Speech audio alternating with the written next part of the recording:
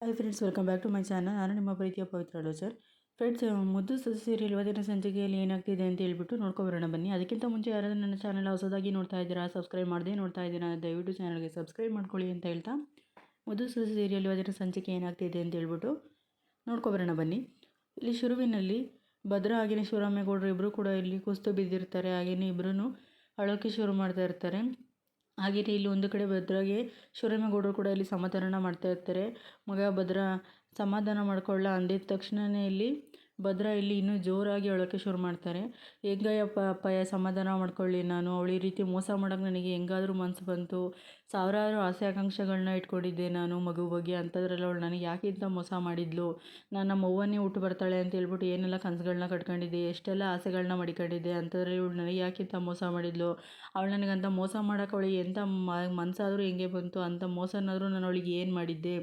ಎಷ್ಟು ಆಸೆ ಆಕಾಂಕ್ಷೆಗಳನ್ನ ಕಟ್ಕೊಂಡಿದ್ದೆ. ಆದರೆ ಆಸೆ ಆಕಾಂಕ್ಷೆಗಳೆಲ್ಲ ಸುಳ್ಳು, ನೀನು ಕನಸು ಇಟ್ಕೊಂಡಿರೋದೆಲ್ಲ ಸುಳ್ಳು ಅಂತ ಅವಳಿಗೆ ಒಂದು ದಿವಸನೂ ಹೇಳಬೇಕು ಅಂತ ಯಾಕೆ ಅನ್ನಿಸ್ಲಿಲ್ಲ.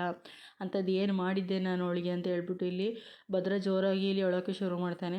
ಇನ್ನೊಂದು ಕಡೆ ಇಲ್ಲಿ ಶಿವರಾಮೇಗೌಡರು ಕೂಡ ಮಗ ಸಮಾಧಾನ ಮಾಡ್ಕೊಳ್ಳ, ದಯವಿಟ್ಟು ಅಳಬೇಡ ಕಣ್ಲ ಅಂತ ಹೇಳ್ಬಿಟ್ಟು ಇಲ್ಲಿ ಸಮಾಧಾನ ಮಾಡ್ತಾ ಇರ್ತಾರೆ. ನಾನು ಹೆಂಗಪ್ಪಯ್ಯ ಸಹಿಸ್ಕೊಳ್ಳಿ, ಇಂಥದ್ದೊಂದು ದೊಡ್ಡ ಮೋಸ ನನಗೆ ಯಾಕೆ ಈ ಥರ ಎಲ್ಲ ಆಗುತ್ತೆ. ನಾನು ಅಂಥದ್ದು ಏನು ಮಾಡಿದ್ದೀನಿ ಅಪ್ಪಯ್ಯ, ನಾನು ಹೆಂಗೆ ಸಹಿಸ್ಕೊಳ್ಳಿ ಅಪ್ಪಯ್ಯ ಅಂತ ಹೇಳ್ಬಿಟ್ಟು ಇಲ್ಲಿ ಭದ್ರ ಇಲ್ಲಿ ಜೋರಾಗಿ ಅಳೋಕ್ಕೆ ಶುರು ಮಾಡ್ತಾನೆ. ಇನ್ನೊಂದು ಕಡೆ ಇಲ್ಲಿ ವಿದ್ಯಾ ಅಪ್ಪ ಅಮ್ಮ ಇಬ್ಬರು ಕೂಡ ಇಲ್ಲಿ ಮನೆಗೆ ಕರ್ಕೊಬರ್ತಾರೆ. ಇನ್ನೊಂದು ಕಡೆ ಇಲ್ಲಿ ವಿದ್ಯಾನೂ ಕೂಡ ಜೋರಾಗಿ ಅಳೋಕ್ಕೆ ಶುರು ಮಾಡ್ತಾಳೆ. ಇನ್ನೊಂದು ಕಡೆ ಮನೆಗೆ ಬಂದ್ಬಿಟ್ಟು ಮನೇಲಿದ್ದಂತಹ ವಿದ್ಯಾ ಹಾಗೆಯೇ ಭದ್ರ ಫೋಟೋನ ನೋಡಿ ಅಳೋಕ್ಕೆ ಶುರು ಮಾಡ್ತಾಳೆ. ನಾನು ಮಾಡಿದ್ದೆ ತಪ್ಪು, ನಿಮ್ಗಳ ಮಾತು ಕೇಳ್ಕೊಂಡು ನಾನು ಇಲ್ಲಿವರೆಗೆ ನಾನು ಮಾಡಿದ್ದೆಲ್ಲವೂ ಕೂಡ ನಾನು ತಪ್ಪು ಮಾಡಿಬಿಟ್ಟೆ. ಇಷ್ಟು ದಿವಸ ನಾನು ನಿಮ್ಮ ಮಾತನ್ನೇ ಕೇಳಬಾರ್ದಿತ್ತು. ನಾನು ಬಸ್ರಿ ಅಲ್ಲ ಅಂತ ಯಾವಾಗ ನನಗೆ ಗೊತ್ತಾಯಿತೋ ನಾನು ಅವತ್ತಿನ ದಿವಸನೇ ನಾನು ಅದು ಸತ್ಯನ ಹೇಳ್ಬಿಡ್ಬೇಕಾಯ್ತು. ನೀವು ಮಾಡಿದ್ದಂಥ ತಪ್ಪಿಗೆ ಇವತ್ತು ಬಂಡೆ ಹೆಂಗೆ ಇದ್ದಿತ್ತಂತ ನನ್ನ ಗಂಡನೂ ಕೂಡ ಇವತ್ತು ಕುಸ್ತು ಬಿದ್ದರು. ಅವರು ಎಂಥ ಗಂಡೆದೆ ಆಗಿರುವಂಥ ಬಂಡೆನೇ ಅಷ್ಟು ಇವತ್ತು ಕುಸ್ತು ಬಿದ್ದಿದ್ದಾರೆ ಅಂತ ಅಂದಿರೆ, ಅಂಥದ್ರಲ್ಲಿ ನಾನು ಎಷ್ಟು ಮೋಸ ಮಾಡಿರಬೇಡ ಅವರಿಗೆ. ಮಗು ಬಗ್ಗೆ ಸಾವಿರಾರು ಆಸೆ ಆಕಾಂಕ್ಷೆಗಳನ್ನ ಇಟ್ಕೊಂಡು ಜೀವನದಲ್ಲಿ ಏನೇನೆಲ್ಲ ಕನಸುಗಳನ್ನ ಕಟ್ಕೊಂಡಿದ್ರು.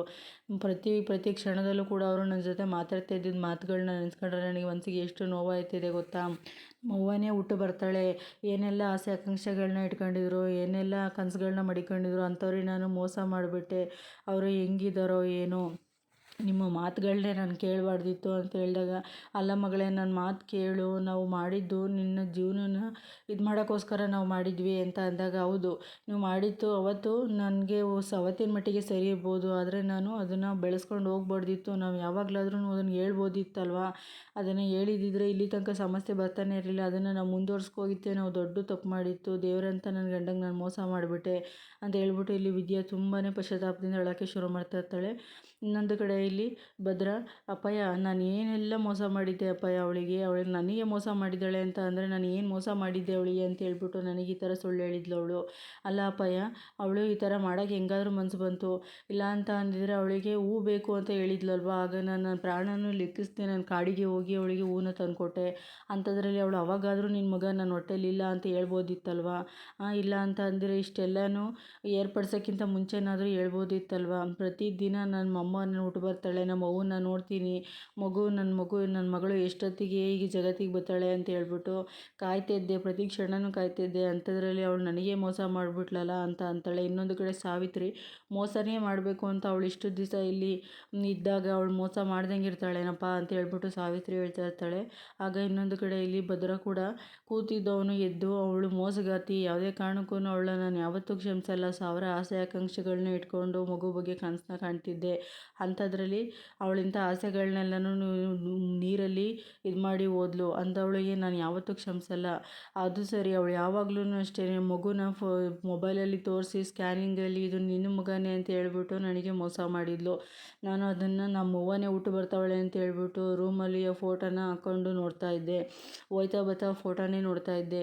ಹಾಗೆಯೇ ದಿನ ಬೆಳಗ್ಗೆ ಎದ್ದರೆ ನನ್ನ ಅಮ್ಮನೇ ಬರ್ತಾಳೆ ಅಂತ ಹೇಳ್ಬಿಟ್ಟು ನೋಡ್ತಿದ್ದೆ. ಹಾಗಾದರೂ ಅದು ನಿನ್ನ ಮಗು ಅಲ್ಲ, ನಿನ್ನ ಮಗು ಬರಲ್ಲ ಅಂತ ಹೇಳ್ಬಿಟ್ಟು ಹೇಳ್ಬೋದಾಗಿತ್ತು.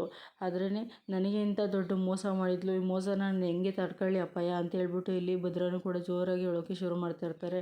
ಆಗ ಇನ್ನೊಂದು ಕಡೆ ನೋಡ್ಲಾ ಅಣ್ತಮ್ಮ ಅಂತ ಹೇಳ್ಬಿಟ್ಟು ಎಷ್ಟೆಲ್ಲ ಇದು ಮಾಡ್ತಿದ್ಲು ಅಂತ ಹೇಳ್ತಿದ್ದೆ ಅಲ್ವಾ ನೀನು, ಎಂಥ ಮೋಸಗತಿ ಅಂತ ನೋಡು ಅವಳು ಅಂತ ಹೇಳ್ಬಿಟ್ಟು ಇಲ್ಲಿ ಕ್ವಾಟ್ಲೆಗೂ ಕೂಡ ಇಲ್ಲಿ ಭದ್ರ ಹೇಳ್ತಾ ಇರ್ತಾನೆ. ಇನ್ನು ಇನ್ನೊಂದು ಕಡೆ ಇಲ್ಲಿ ಗೋವಿಂದೇಗೌಡರು ಕೂಡ ನಿನಗೆ ಎಷ್ಟು ನೋವಾಯ್ತೈತೆ ಅಷ್ಟೇ ನೋವು ನಮಗೂ ಐತೆ, ಸಮಾಧಾನ ತಗೋ ಭದ್ರ ಅಂತ ಹೇಳಿದಾಗ, ಅಲ್ಲ ಮಗುಗೆ ಒಳ್ಳೇದಾಗಲಿ ಅಂತ ತಾನೇ ನಾವು ಈ ಕಾರ್ಯ ಎಲ್ಲ ಏರ್ಪಡಿಸಿತ್ತು ಅಂತ ಹೇಳ್ಬಿಟ್ಟು ಇಲ್ಲಿ ಗೋವಿಂದೇಗೌಡರು ಕೂಡ ಹೇಳಿದಾಗ, ಇಷ್ಟೆಲ್ಲನೂ ಕೂಡ ಅಷ್ಟೇ, ಇದೆಲ್ಲನೂ ಕೂಡ ಏರ್ಪಡಿಸ್ದಾಗಾದ್ರೂ ನಿನ್ನ ಹೊಟ್ಟೆಯಲ್ಲಿ ನಿನ್ನ ಮಗು ಇಲ್ಲ ಅಂತ ಅವಳು ಹೇಳ್ಬೋದಿತ್ತಲ್ವಾ ಅಂತ ಹೇಳ್ಬಿಟ್ಟು ಇಲ್ಲಿ ಭದ್ರ ಕೂಡ ಇಲ್ಲಿ ಬೈಯೋಕ್ಕೆ ಶುರು ಮಾಡ್ತಾನೆ. ಇನ್ನೊಂದು ಕಡೆ ನೋಡ್ಲಾ ಕೋಟ್ಲೆ ಅದಕ್ಕೆಮ್ಮ ಅಂತ ಅಷ್ಟೆಲ್ಲ ಇದು ಮಾಡ್ತಿದ್ದಲ್ಲ, ಅವಳು ಅದಕ್ಕೆಮ್ಮ ಅಲ್ಲ ಕಣೋ ಮೋಸಗಾತಿ ಅಂತ ಹೇಳ್ಬಿಟ್ಟು ಇಲ್ಲಿ ಭದ್ರ ಕೂಡ ಇಟ್ಟಿದ್ದಂತಹ ಎಲ್ಲವನ್ನೂ ಕೂಡ ಒದೆಯೋಕ್ಕೆ ಶುರು ಮಾಡ್ತಾನೆ. ಹಾಗೇನಿದ್ದು ಇಲ್ಲಿ ವಿದ್ಯೆ ಹೊಟ್ಟೆಗೆ ಕಟ್ಟಿದ್ದಂತಹ ದಿಮ್ಮನ್ನು ಕೂಡ ತಗೊಂಡು ಮೋಸಗಾತಿ ಇವಳು ದೊಡ್ಡ ಮೋಸಗಾತಿ ಇವಳು, ನನ್ನ ಜೀವನನೇ ಹಾಳು ಮಾಡಿಬಿಟ್ಲು, ನನ್ನ ಆಸೆ ಆಕಾಂಕ್ಷೆಗಳನ್ನೇ ನುಚ್ಚು ನೂರು ಮಾಡಿಬಿಟ್ಲು ಅಂತ ಹೇಳ್ಬಿಟ್ಟು ಇಲ್ಲಿ ಭದ್ರ ಒಂದು ಕ್ಷಣ ಕುಸಿದ್ಬಿಟ್ಟು ಅಳೋಕ್ಕೆ ಶುರು ಮಾಡ್ತಾನೆ. ಇನ್ನೊಂದು ಕಡೆ ಇಲ್ಲಿ ಸಾವಿತ್ರಿ ಹಾಗೆ ವಿನಂತಿ ಹಾಗೆ ಚಿತ್ರ ಒಂದು ಕಡೆ ಇಲ್ಲಿ ಖುಷಿನ ಪಡ್ತಾಯಿದ್ರು, ಮನೆಯವರೆಲ್ಲ ಕೂಡ ದುಃಖದಲ್ಲಿದ್ದರು. ಹಾಗೇನೆ ಶಿವರಾಮೇಗೌಡರು ಕೂಡ ಅಷ್ಟೇ, ಈಗ ಹೇಳ್ತೀನಿ ಕೇಳಿಸ್ಕೊಳ್ಳಿ, ಇಷ್ಟು ದಿನ ನಡೆದಿದ್ದಲ್ಲ, ಇನ್ನು ಮುಂದೆ ನಡೆಯೋದೇನು ಅಂತ ಅಂದರೆ, ಅವಳಿಗೂ ನಮಗೂ ಈ ಮನೆಗೂ ಯಾವುದೇ ರೀತಿ ಸಂಬಂಧ ಇಲ್ಲ, ಅವಳು ಅಷ್ಟೇ ಯಾವುದೇ ಕಾರಣಕ್ಕೂ ನಮ್ಮ ಮನೆಗೆ ಬರೋಂಗಿಲ್ಲ, ಅವ್ರಿಗೂ ನಮಗೂ ಯಾವ ರೀತಿ ಸಂಬಂಧ ಇಲ್ಲ, ಆ ಹಟ್ಟಿಯವ್ರಿಗೂ ನಮ್ಮ ಮನೆ ನೆರಳು, ಆ ಹಟ್ಟಿಯವ್ರದ್ದು ಕೂಡ ನಮ್ಮ ಮನೆ ಹಟ್ಟಿ ಮೇಲೆ ನೆರಳು ಕೂಡ ಬೀಳಬಾರ್ದು. ಅಂಥದ್ರಲ್ಲಿ ಇವತ್ತಿಗೂ ನಮಗೂ ಅವಳಿಗೂ ಈ ಮನೆ ಸಂಬಂಧ ಋಣ ಎಲ್ಲವೂ ತೀರೋಯ್ತು.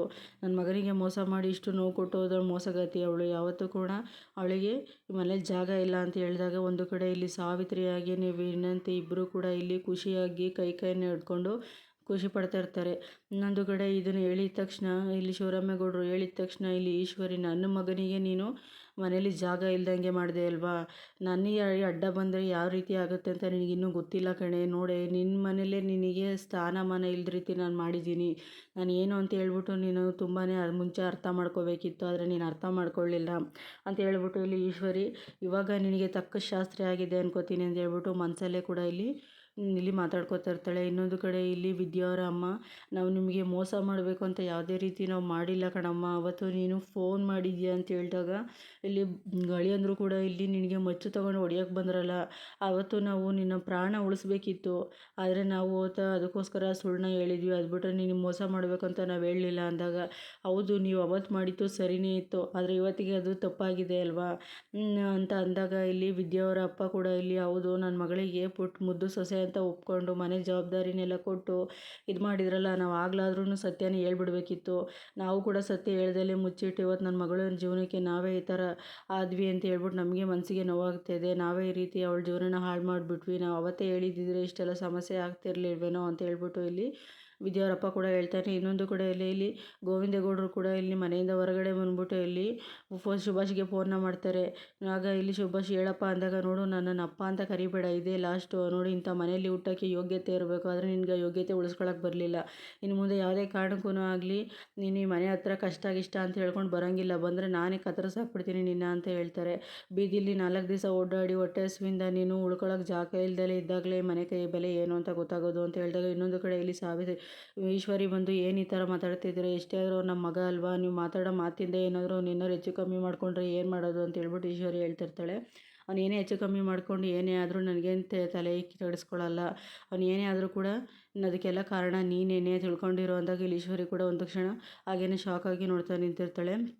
ಹಾಗೇನೆ ಇನ್ನೊಂದು ಕಡೆ ಇಲ್ಲಿ ಭದ್ರ ಹಾಗೇನೆ ಕ್ವಾಟ್ಲೆ ರೂಮಲ್ಲಿ ಕೂತಿರ್ತಾರೆ. ಆಗ ಅದಕ್ಕೆ ಈ ಥರ ಎಲ್ಲ ಮೋಸ ಮಾಡೋಕ್ಕೆ ಹೆಂಗೆ ಸಾಧ್ಯ, ಅವರು ಓದಿರೋರು ವಿಚಾರವಂತರು, ಅಂಥದ್ದಲ್ಲಿ ನಮಗೆ ಈ ಥರ ಎಲ್ಲ ಮೋಸ ಮಾಡೋಕೆ ಅವ್ರು ಹೆಂಗೆ ಇದು ಮಾಡಿದರು, ಅವ್ರ ಪರಿಸ್ಥಿತಿಗೆ ಏನಾದ್ರೂ ಈ ಥರ ಸಿಗಾಕೊಂಡು ಈ ಥರ ಮಾಡಿರ್ಬೋದು ಅಂತಮ್ಮ ಅಂತ ಹೇಳ್ಬಿಟ್ಟು ಇಲ್ಲಿ ಕ್ವಾಟ್ಲೆ ಸಮಾಧಾನ ಮಾಡ್ತಾಯಿರ್ತಾರೆ ಭದ್ರಾಗೆ. ಅವ್ನು ಏನೇ ಸಮಾಧಾನ ಮಾಡಿದ್ರು ಕೂಡ ಇಲ್ಲಿ ಭದ್ರ, ಸಾಕು ಸುಮ್ಮನೆ ಇಲ್ಲ, ಅವಳ ಬಗ್ಗೆ ಇನ್ನೇನು ಮಾತಾಡಬೇಡ ಅಂತ ಹೇಳ್ಬಿಟ್ಟು ಇಲ್ಲಿ ಭದ್ರ ಹೇಳೋಕ್ಕೆ ಶುರು ಮಾಡ್ತಾನೆ. ಒಳ್ಳೆ ಮನಸ್ಸಿರೋರು, ಒಳ್ಳೇದು ಮಾಡಬೇಕು ಅನ್ನೋರು ಯಾವತ್ತಿದ್ರೂ ಕೂಡ ಯಾರಿಗೂ ಮೋಸ ಮಾಡೋಲ್ಲ ಕಣೋ, ಒಳ್ಳೇದನ್ನೇ ಬಯಸ್ತಾರೆ, ಅಂಥದ್ರಲ್ಲಿ ಇವಳು ದೊಡ್ಡ ಮೋಸಗಾತಿ, ಮೋಸ ಮಾಡಿದ್ದಾಳೆ, ಅಂಥದ್ರಲ್ಲಿ ನಿನ್ನವಳ ಪರ ವಹಿಸ್ಕೊಂಬರ್ಬೇಡ, ಅವಳ ಬಗ್ಗೆ ನನ್ನ ಹತ್ರ ಮಾತಾಡಬೇಡ ಅಂತ ಹೇಳ್ಬಿಟ್ಟು ಇಲ್ಲಿ ಭದ್ರ ಕೂಡ ಇದು ಮಾಡ್ತಾ ಇರ್ತಾನೆ. ಇನ್ನೊಂದು ಕಡೆ ಇಲ್ಲಿ ಅಮ್ಮಮ್ಮನೂ ಕೂಡ ದಾನ ಧರ್ಮ ಮಾಡಿದರೆ ಮನೆಯಲ್ಲಿ ಒಳ್ಳೇದಾಗ್ತೈತೆ ಅಂತ ಹೇಳ್ತಾರೆ. ದಾನ ಧರ್ಮನೇ ಬಂದಿದೆಯಲ್ಲಪ್ಪ ನೀನು, ಆದರೂ ನಮಗೆ ಏನು ಒಳ್ಳೇದಾಗೈತಪ್ಪ, ಯಾಕಿಂತ ಕಷ್ಟ ನಮಗೆ ಬಂದೈತಪ್ಪ ಅಂತ ಹೇಳ್ಬಿಟ್ಟು ಇಲ್ಲಿ ಅಮ್ಮಮ್ಮ ಇಲ್ಲಿ ಮಾತಾಡ್ತಾ ಕೂತಿರ್ತಾರೆ ಶಿವರಾಮೇಗೌಡ್ರ ಹತ್ರ. ಎಲ್ಲರೂ ಕೂಡ ಮನೆಯವರೆಲ್ಲ ಕೂಡ ದುಃಖದಲ್ಲಿ ನೋಡ್ತಾ ಇರ್ತಾರೆ.